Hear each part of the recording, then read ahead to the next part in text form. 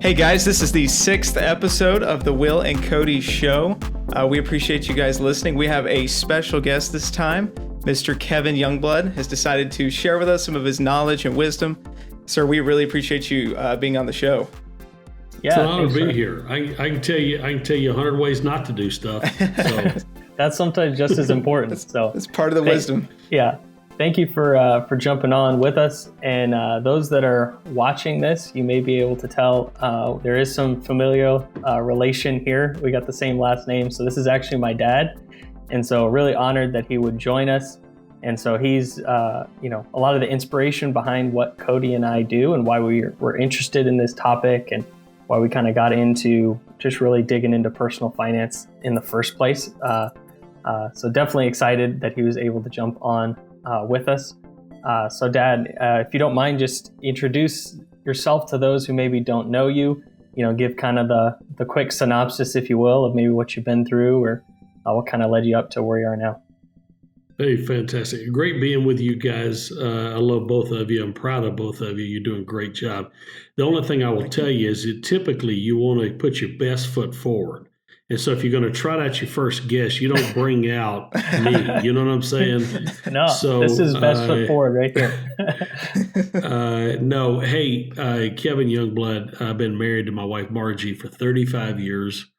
History teacher predominantly. My wife is a math teacher. And so I grew up in a strong family of ministry. My dad was a pastor for 50 years. His dad, my grandfather, was a pastor, and so everybody just assumed that I was going to go in the family business of ministry. What I discovered is that I enjoyed teaching and I enjoyed coaching, and so I started doing that straight out of college. I started teaching, started working with kids that were struggling in the classroom, and at the age of 37, I got this idea of how can we use a computer to engage kids, to diagnose where their gaps are in their learning, and then prescribe content customized to them and use some cutting edge technology to do it.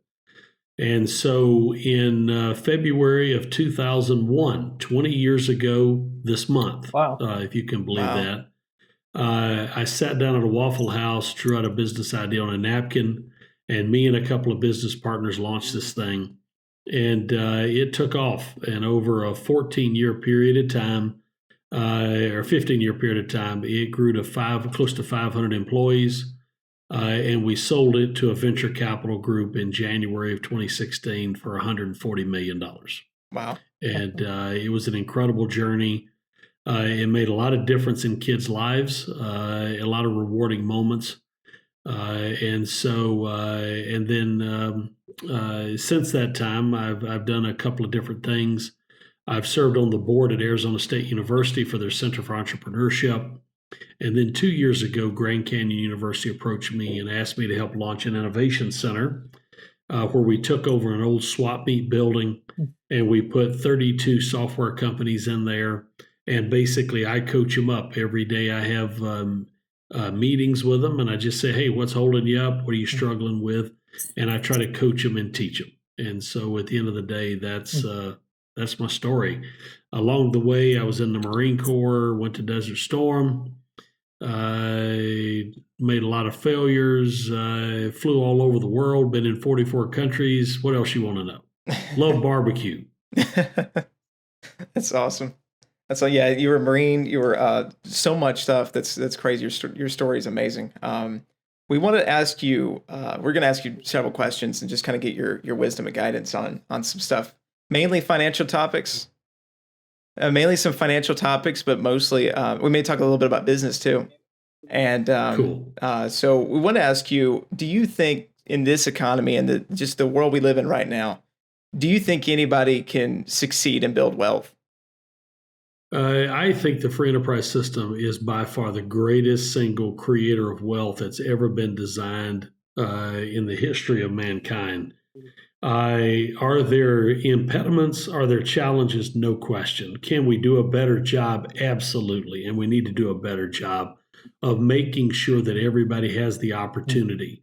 I'm going to riff just for a second. One of the things we need the government to do is use its authority to make sure that monopolies don't keep people from having opportunities. Mhm. America should be the land of opportunity. And for me, coming from the Appalachia, the hills of North Georgia, and being able to create this exciting journey is a beautiful thing. And the answer is absolutely yes. It is available, but you're going to have to apply yourself. A lot of the things you're going to be taught in school and a lot of the things you're going to pick up in culture are the wrong ideas if you're going to be successful. You're going to have to learn a new way of thinking because what's being modeled for most of the kids today is not what was modeled for me. Mhm. I had the opportunity to see great leaders up front, whether it was at home, it was in my church, it was in the Marine Corps, it was in business, it was in sports. I saw leadership exemplified, and leadership looked like people making sacrifices for other people, people doing sacrificial things and being disciplined and working hard. And sometimes those messages don't come through. But if you believe those concepts that made America great, then absolutely it is the land of opportunity. Yeah. Wow. Yeah, that's awesome. Do you feel like, I think, one thing, observed just from your story is a lot of people might consider that a late start, as you mentioned, like being, 37 and launching a software company. So do you think that timing worked out in your favor of having a little experience first? Or do you kind of wish you would have maybe made that jump to start something on your own sooner? Yeah, What do you think? great question. I've always been entrepreneurial. I've always been think outside the box. I'm not the type person that likes working for a company for 40 years. That's just not me. I've got to be out trying stuff and being, throwing mud against the wall, see what sticks and making something of nothing. I love that. The answer to your question, I started Odysseyware when I was 37, almost 38. I was within 2 months or a few months of being 38 years old. And to be honest with you, I was not ready to build something like Odysseyware until then. Some people come straight out of high school or out of college and they've got maturity, they're thinking ahead, they've got the set of life experiences that they need, and they're ready to go do what Zuckerberg did with Facebook or Steve Jobs did, with Apple, or Bill Gates did with Microsoft. It was not until I was 37, 38 that I had the set of experiences that when I saw this idea, and it became crystal clear in my mind. It was like I was put on planet Earth to do this. And I also knew that I was going to have to work harder and scrap harder, and because if I wanted it, I was going to have to work for it. Whereas if I'd have been in my early 20s, I might have thought, well, I got a lot of opportunity, and maybe if this don't work out, I can always go do this other thing. And by the time you get in your late 30s, you're like, I need to get this thing figured out. Right. So, yeah. Did you do anything, as we just talk about like personal finance, how did that kind of play into you wanting to, start a business? Did that affect your strategy a little bit as far as wanting to maybe sock some money away, to start a business down the road? Or was that kind of we'll see as it goes along, or did you kind of make some preparations with that? No, that's a great question. Well, first off, I started off by doing it stupid for about 7 to 8 years. You know what I'm saying? I didn't make a lot of money as a teacher, and so I really had not been around any kind of leveraging resources or money or anything like that. So I did it stupid, got in debt, and did crazy, dumb things. And when I came back from Desert Storm after serving the country in the Marines over there, I came back and found that I was significantly in debt, for somebody my age and my station in life. And I made some decisions at that point that were critical. And I made the decisions that I will never let money and debt beat me up like this ever again. I will master my money. I will get it under control because then I can leverage it and use it. And that would have been around the age of 27, 28 or so. And so between then and when I launched Odyssey Wear, I got a real disciplined program of budget, living beneath my means so that I had money to give generously and also to invest. And I saved up $30,000 in about 8 or 9 years, which for me on a teacher's salary was a boatload of money. It took a long time to get there. And so when I was going to launch Odyssey Wear, I put that money at risk, and I was like, I'm going to risk that amount of money. William, your mother is always she's the smartest person in the room. She's always very analytical. And her main concern was, she just said, I don't want to lose the house. I was like, all right, then we'll build this thing, and we won't borrow money. And when that money's gone, I'll pull the ripcord and we're out of there. And so it forced me to build it fast. It forced me to get zeroed in on selling the product. In fact, I went out and sold vaporware before I sold Odyssey Wear. And so you got to go out and sell the idea because time's burning and you got to get after it. If I had not gone through that experience of making dumb decisions and making those significant changes in my life of how I viewed money and how I budgeted money, I would have never had the $30,000 to have risked when the idea came across my path. And that's something a lot of people struggle with. They have good ideas, but they haven't disciplined themselves and gotten themselves in a position to execute on that idea once it's time to do that. Yeah. Wow. No, that's very good. Yeah. I just a side note. There's kind of another guy that I follow, and I'm going to read his book soon. He's a former Navy SEAL, and I'm blanking on his name. I'll remember it later. But he has a quote that he basically says that discipline equals freedom. And so basically saying if you're disciplined in the short term, it gives you freedom in the long term because you've already taken care of the things you needed to. Freedom, kind of at all times, you're going to have to be disciplined later because you're not going to have a choice, So if you're disciplined now, and as you mentioned, kind of learning those mistakes and getting, your money under control, I think that allowed you the freedom then when an idea came to go pursue it. Would you agree? Oh yeah, absolutely. Yeah. My dad, with the little money he made as a pastor of churches, he was good with money. He managed it really well. He wasn't able to take many high risk, but he was very disciplined with that. And I got to see that. The guy who influenced me early on was a guy by the name of Larry Burkett. He was the forerunner to a guy named Dave Ramsey, you guys have probably heard of. But Larry Burkett was there from North Georgia, and he taught seminars on financial freedom. And it totally changed my thinking about money. Money is a wonderful if it works for you, but it is a terrible master.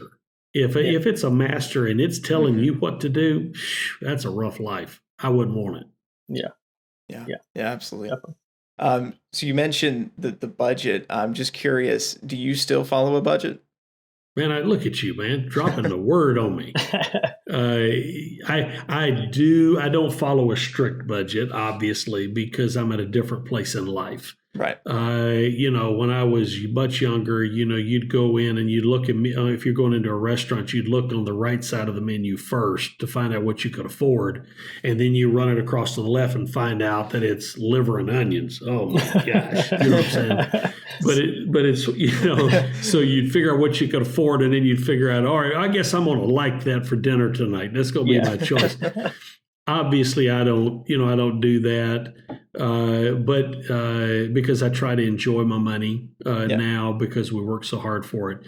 But I do have a general budget, and we track it. We know where our money goes. And the reason is this: no matter what station you are in life, you want to create margin. One of the problems with Americans today is we don't have margin. We don't create margin with our time. And so we're constantly stressed about our time. We don't create margin with our money, and we're constantly stressed about money. If you live on less than what you make, then you have true freedom to give generously and or to invest. I've had people that I know and people who've worked for me who made significant chunks of change. I mean, I've known people that made $300,000, $400,000, $500,000 a year, and they live paycheck to paycheck. And I'm just telling you, I have to scratch my head. And I'm like, what in the world are you doing with your money? Yeah. But at the end of the day, it's because they don't value their money. They don't respect it. So they just burn through it, and they think it's always going to be there. And then one day it's not. So yeah.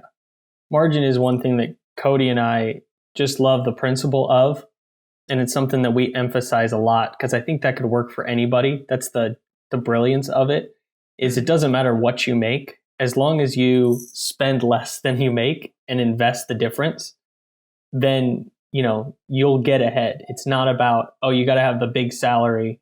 That does help, obviously. The more you make, the more you could possibly invest. But it's all about that difference between what you make and what you spend. So that's right. Kind of a key or a secret that Cody and I really like. Other than that, are there any other, I don't want to say principles or kind of secrets to success that we might throw around that you kind of like and kind of followed? Through this. If you don't mind, I've actually got one quick question I want to ask. You were just talking about a teacher's salary, and that's what you had for a while, and you were able to build margin. A teacher's salary is pretty low. Yeah. And that's kind of sad, and we can go into a whole nother topic about that. But to somebody that's making probably only $40,000 a year, something like that, and if they have just a tiny amount of margin, but they have some margin, what would you say to them? Are they going to be able to be successful? I know they may not be able to build wealth. There's many levels of wealth, but for somebody that has that lower salary, that may feel like they can't, but are living on a budget and are trying hard to not be paycheck to paycheck, maybe build an emergency fund. What would you say to them about that margin, how it could help them? There's always a way. If you've got, it doesn't matter where you are in life, you can create that margin. You can squeeze on the expenses, and you can also increase your revenue. See, that was another problem I had.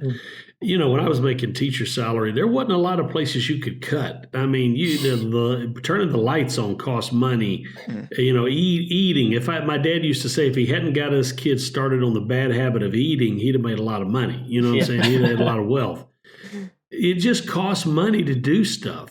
And so one of the days, and this is going to sound, you guys are going to think, oh my goodness, this guy is, he's lost more than gray hair on top of his head. It dawned on me one day. Now, this is brilliant. I'm going to tell you right now, this will change your life.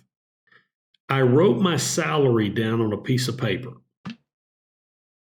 And it dawned on me that there were a whole bunch of numbers above that number than there were below that number. That's fair. Now, that's genius. That's genius. So if you want to get ahead, you got to do both things. You got to spend less and you got to make more. A lot of people have quit doing what I used to call hustles. Man, when I was coming up, I had 2, 3, 4 hustles going on all the time. I mean, when I was teaching school, I was also working a full-time security guard job at a missile plant, full-time, as well as teaching school full-time. And on Friday nights and Saturdays, I was hanging and finishing sheetrock, or I was working an Amway business. So, man, you did whatever you had to do to generate that extra. So you got to do both if you're really going to get ahead. You can retire comfortably if you work a job and you manage your resources and you leverage your education to do well. But if you really want to get ahead in the free enterprise system, you got to be able to get your time and your money working for you, which means that you have hustles, you start businesses, and you invest. That's the way you get ahead. Yep. There's a good point that Cody brought up talking about, even if you're on a low salary, what can you do? But other than margin, would there be other things that you would would you say, were kind of a key to your success or like a principle that you followed, along the way? Everything revolves around relationships. And in fact, I often tell people, if you'll introduce me to the 5 people you spend the most time with, I'll be able to predict your future. And by the way, that doesn't change. I've met people in their 50s, 60s, and they start hanging out with people that aren't pushing them in the right direction, and they make dumb decisions. So your mother is an absolute genius. I'm telling you, on so many levels. She's very smart. She's very wise. And she was a great counterpart for me. She made me times 10. If I was good at this, she multiplied that. And budget was the same way. We had a simple rule in our household. This was simple. And that is, I would make as much money as I could, and she would spend as little of it as she had to. That's fair. And it worked. Yeah. It worked for us. And your mother is now able to live a life of generosity and doing things that's just an incredible, incredible journey to be on. And she'll tell you that we made a great team. So, yeah, I think that's really powerful. If you're married, being on the same page with your spouse can be a big thing. I know that's they say a lot of fights are about money, and usually it's the lack of, right? The lack of money. So I think getting together on the same page, usually it works out that one spouse is a little more passionate about, budgeting and money than the other. But I think it's even important to get both spouses on the same page for that effect of there's always something the other one will bring that the other one doesn't see, or they'll help, complement that. Yeah. Well, let's be honest here. Every time you spend money, it is a judgment of value. You're making a value judgment. You're making, if you decide to go to this restaurant versus that restaurant, this car versus that car, and give this amount of money to the church versus this amount of money, or to the nonprofit or whatever. All of those are moral judgments. And if you've got to be on the same team when it comes to your values and your morals, and the money and also how you spend your time is the same way. So, yeah, definitely. Yeah. Yeah, definitely. I want to jump in on that generosity a little bit. And I know now that you've been able to be a lot more generous and help. I think you are an angel investor in for some companies and give a ton to a lot of people, and that's amazing. How has that helped you now? But then also, how has generosity helped you before? I guess this success. I guess pre 37-year-old Kevin. Yeah. Well, first off, you don't become a generous person after $100 million exit.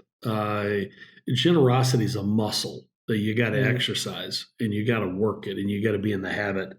There's a passage in Scripture that says it is more blessed to give than it is to receive. There's the principle of sowing and reaping. And so you got to get in the habit of giving and giving generously early in life. And then that extrapolates as you move along in your success where you can do more.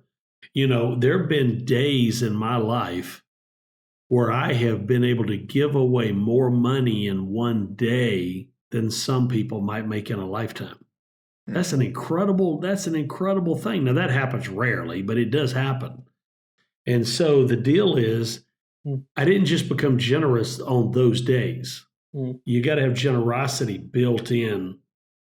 And one of the goals you should have is to be the most giving person in your church or the most giving person in your community. You should be the person who gives more and is just, excited about giving. Generosity. But generosity also comes with it. It brings with it responsibility, because there are times when if you give somebody money, you can actually hurt them. If they've got bad habits and maybe they're in a drug addiction or whatever else, if you give them more money, you could actually kill them. Organizations are the same way. There are sometimes if you give too much money to a small nonprofit, it might incentivize them to go out and buy a piece of property or start a new program in which they don't have any of the infrastructure to tackle that whatsoever. So you have to think long term. What if I invest this money? Every day I start with this thought that I own nothing. There's several businesses that I'm the majority shareholder in or even a partial shareholder in, but I own nothing. God owns everything. The God of the universe holds everything. Scripture says, Psalm 24:1, the earth is the Lord's and the fullness thereof, the world and they that dwell therein. God owns everything, and I'm merely a steward of what his resources are, and I have a responsibility to make sure they get in the hands of people who are actually going to do good with it. Yeah. Wow, that's Yeah, I like powerful. that. I think, I definitely agree that, giving should happen along the process, not just at the end. And I think that's sometimes hard to see because, when you're, starting out, you look at, as we mentioned, margin, you're looking at all those categories and you could say, well, I don't have room to give right now. And honestly, if you don't give along the process, I don't think you'll give at the end, when you just have a lot. But, also in that, I think it's a mental thing as well. Just being in the spirit of giving and looking out to others instead of always hoarding for ourselves. And so it can be easy to see an amount and say, well, if I just held on to that every month, I'd reach my goals, this much faster. But I think also you have to think not just mathematically, but, we're, more than just that, as people, we're not just, computers. Mhm. And so we have to think about that as well. Just what it does to our spirit and how it helps us see the needs of others. So we're not just focused on ourselves, because that's a powerful thing of, you do want to, build wealth to be able to enjoy it, but you also want to be able to benefit others. I think that's a key thing. So you want to keep that perspective throughout, as you mentioned, it's not Right. just an end result. Oh, I made it. All right, I'll give now. Cause I don't think you'll ever Yeah. get there. You won't. So, You won't. yeah. Here's a general rule, and we don't talk about this much in budgets, but really, your money, whatever your salary, whatever your income is, the very first check should go to God. Whatever the priorities are for your spiritual life, your church, your ministries, first check. The second check should go to you, should go to savings, investment. A lot of people will spend their whole life swapping time for money, Mm. and they won't ever invest. So you give first, then you invest, and then after that, you pay for your lifestyle, which means your houses, your cars, your food, your groceries, whatever. But the top is giving, number two is investing, and then you live your lifestyle. Yeah. Kind of setting that priority, even just with the money that comes in to make sure. Because I have lived that way too, where we just say, oh, the remainder I'll invest. And it seems like that remainder always gets less and less, every month, unless you take That's it right. out first. That's right. And kind of set that priority, ahead of time. Yeah, Yeah. I think having that, like for us, I mean, it comes out of our check, our checking account. It's going to happen, and I always try to make sure I've got that money there for the investments. There's a book called Automatic Millionaire where he says use your 401k. And it's just going to pull right out of your check before you even get your check. That money has already been given, not to investment. Don't think of it that way. It's actually going to you. You're paying yourself. And I think that's one thing that really helps people. I've seen a lot of financial gurus say, hey, pay yourself first. But I like your point. Give first, then pay yourself, then pay for your lifestyle. I really like that. I'm gonna remember that one. Yeah, that was really good. So, yeah, we're getting a little close to time, but I wanted to give you just, if you wanted to talk a little bit about what you're kind of doing now, what are your, passions, what are you kind of involved in? If anything's really changed kind of along this journey, we'd love to kind of hear, a little bit more about what you're up to and what your day kind of looks like. Yeah, I'm privileged to serve on several boards. People want to pick my brain and pick my wallet. I'm just kidding. But they want to get you involved because you've seen some experiences and stuff. I am most of my life is spent on a day-to-day basis teaching and coaching. Julie, our daughter, your older sister, she helped me a couple of years ago, we were just talking, and she said, Dad, you've been a teacher and a coach all your life. And that's what you are. And that's it. I try. And so every moment is a teachable moment. So every time I'm doing something, if I'm going to have to change a tire, I'm going to get somebody over there and show them how to change a tire. If I've got to invest in a business, I want somebody sitting right beside me, because every moment is a teachable moment. And I try to pour myself in. And you two guys are two people that I've had the privilege of investing in. So I'm always been teaching and coaching. I've got two businesses right now that where an entrepreneur approached me, and I invested in their business, and I'm the majority shareholder and chairman of the board, and I'm helping them grow it and develop it, and they're getting equity in the deal, and it's a beautiful thing. It's a beautiful thing to see these things grow and do well. It all starts, and at some other point, if you guys want to do a podcast about starting a business, and so if you ever want to go dig into that, I'll be glad to dive into it. But again, it's the same principles. Yeah. Live beneath your means and focus on revenue. Increase the revenue. Revenue overcomes a multitude of sins. If you've got enough revenue coming in the door, you can mess up a lot of stuff and still be successful. If you don't have enough revenue coming in your business, you can hit everything perfect and still go out of business. Wow. Yeah. Oh, that's true. Yeah, you got to have enough coming in the door to at least operate. It'll covers a lot. Kind of a lot of hiccups and things there. Yeah. It's hard to go out of business if you're making a profit.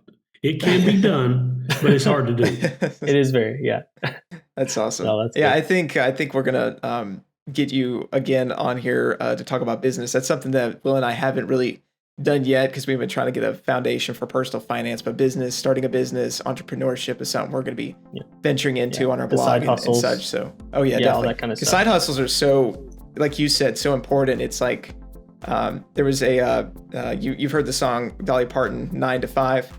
Well, she recently came out with a commercial that said 5 to 9, which is promoting people to get out there and do your dreams, to follow those hustles, and create a 14, 16-hour work day, so that way you can one day live your dreams and do what you love, at least.